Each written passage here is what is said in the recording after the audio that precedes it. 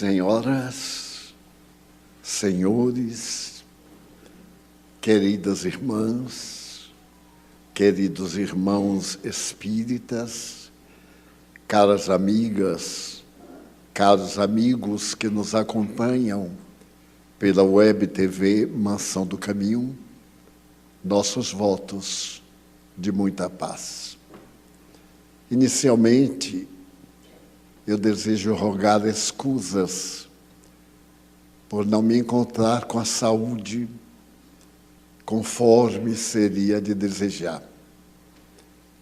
Eu estava internado em hospital e saí exclusivamente para a nossa reunião de quinta-feira e para o lançamento desta obra muito delicada do Dr. Bezerra de Menezes.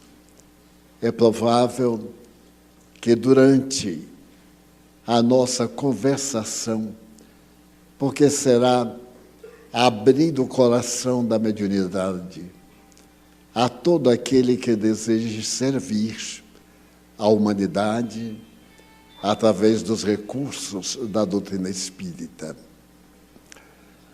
No momento quando o diretor do hospital assinava minha alta a meu pedido, porque não completei os exames de um check-up, ele me perguntou curiosamente: o Espiritismo é uma doutrina que cura?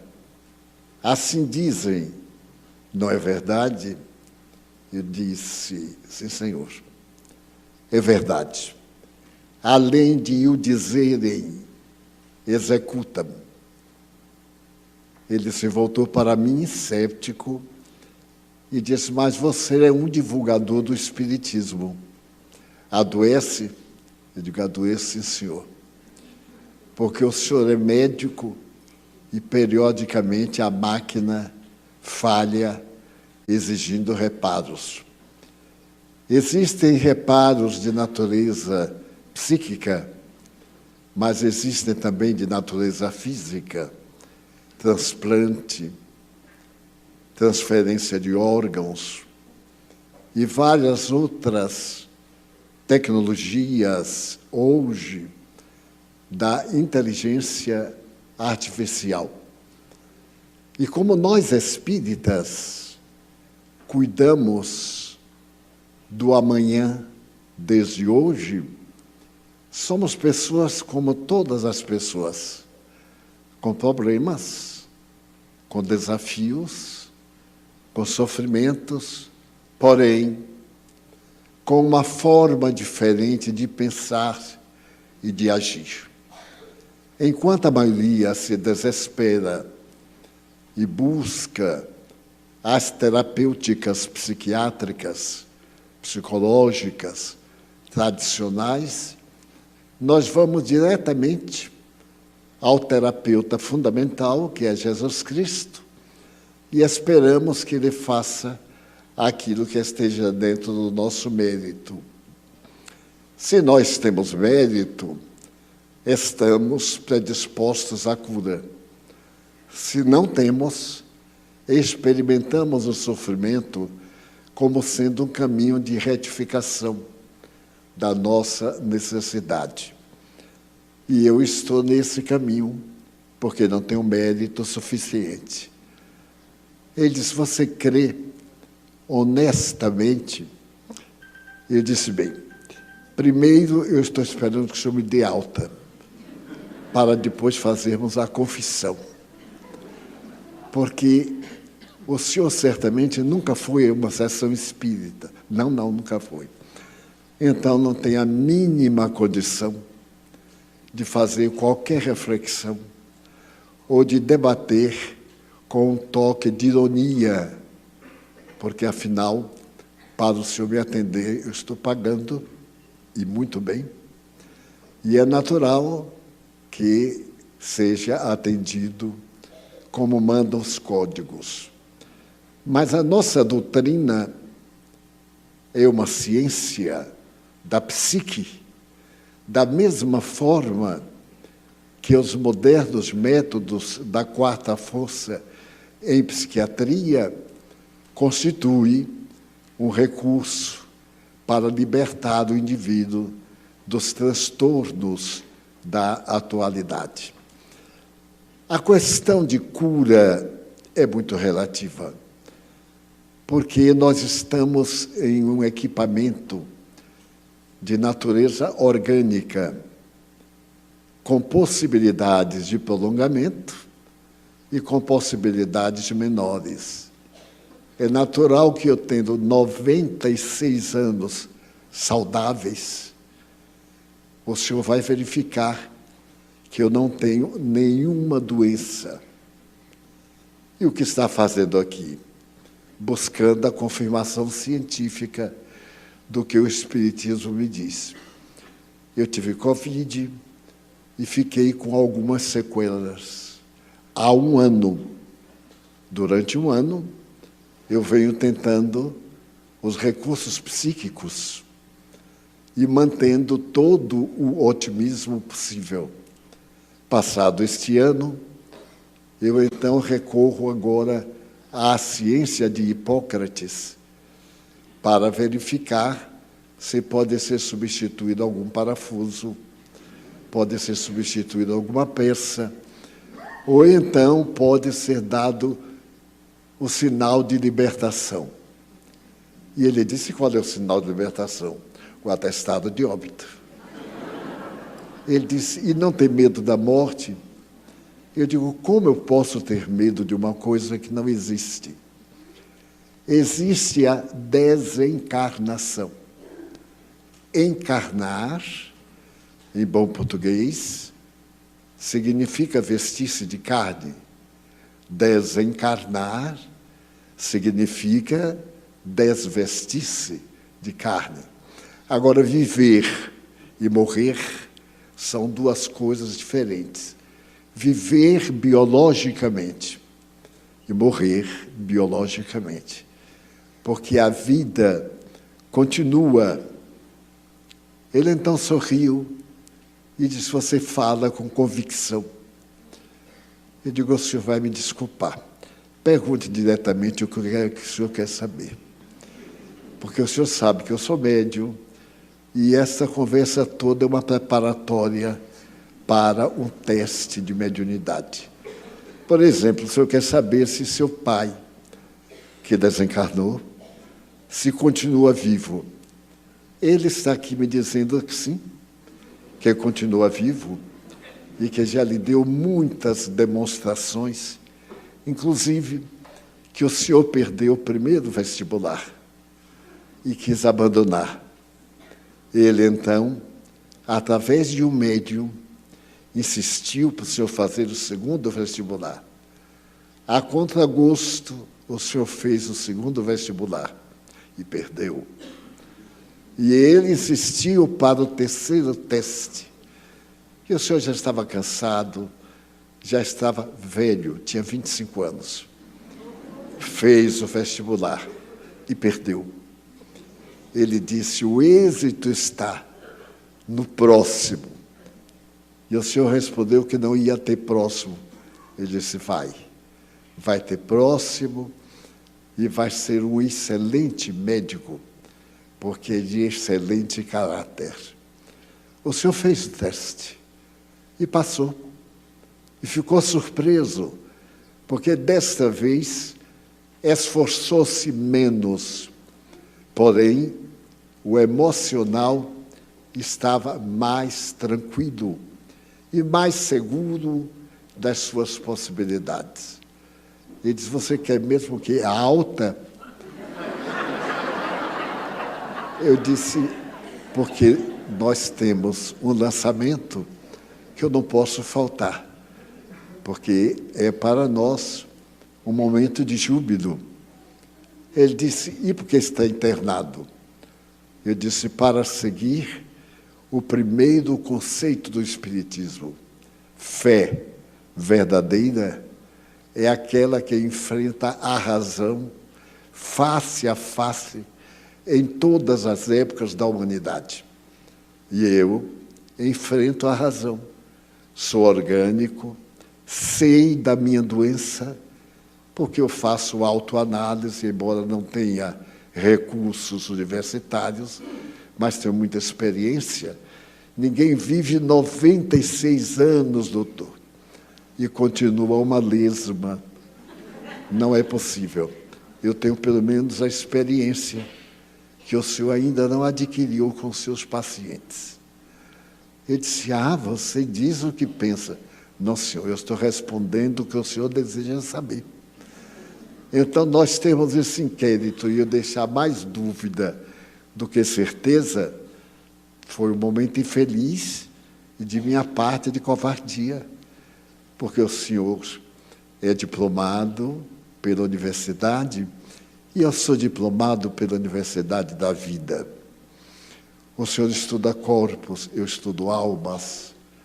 O senhor tem uma visão temporária da matéria respeitável.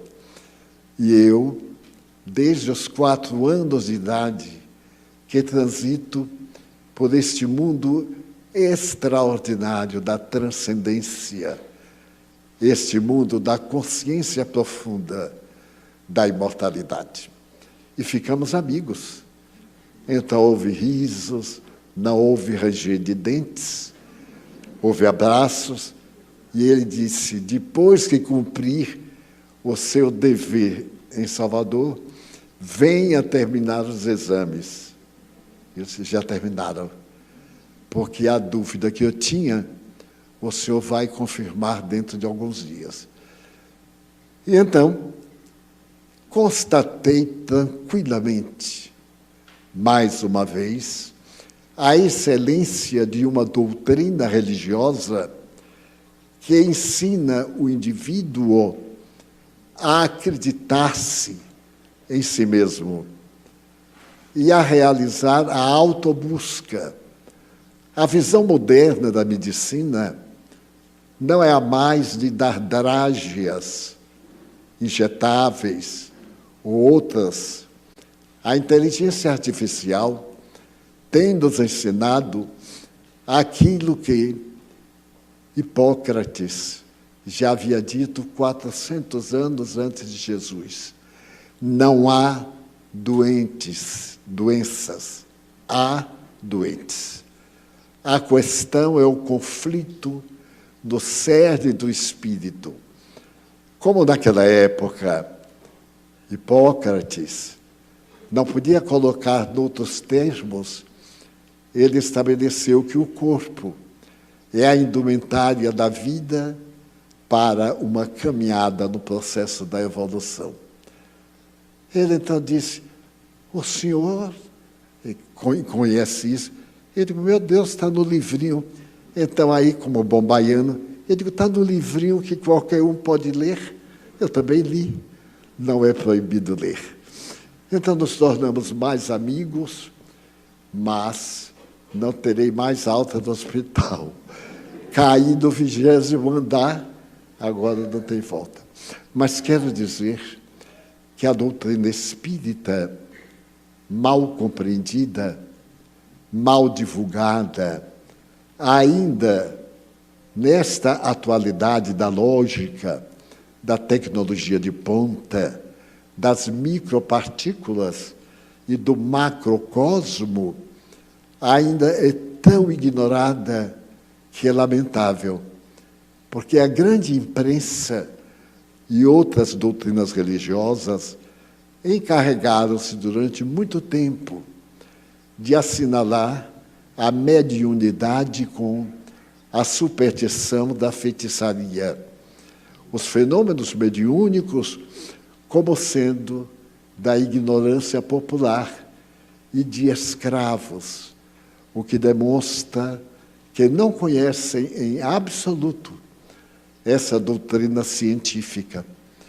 Porque notem que desde os primórdios da cultura humana, por volta do século VII antes de Jesus, a filosofia na Grécia já se debatia na seguinte interrogação: que é a vida? Por que se morre? qual é o fundamento principal da vida? Depois de muitos debates, a psicologia contemporânea veio dar as respostas que o grande pai da doutrina médica não havia conseguido. O grande objetivo da vida é conhecer a vida e bem viver. Não é viver bem, porque o mal, o vulgar, o indivíduo sem escrúpulos, vive bem. O seu problema de consciência, psicologicamente, é uma consciência de sono, sem sonho. Mas quando ele raciocina, ele adquire a consciência de natureza cósmica. Nada lhe é surpresa e nada lhe é impossível. Porque vivemos um universo de mutações e de movimento permanente. E a razão básica da vida é o movimento. E como não existe nada em estado de letargia, parado no universo, se há movimento, dizia Aristóteles, há vida. E consegui viajar, e na hora que eu ia saindo, ele me disse, o senhor não me perguntou se aquilo que me falou de meu pai era verdade. Eu disse, mas quem tem dúvida é o senhor, não sou eu. Se eu lhe falei, não era necessário lhe perguntar. Eu lhe falei porque não apenas tenho certeza, mas porque conversei com ele além da fronteira material da vida imortal. Ele me disse, o que é que eu faço? Eu digo, eu vou voltar, mas não para me internar.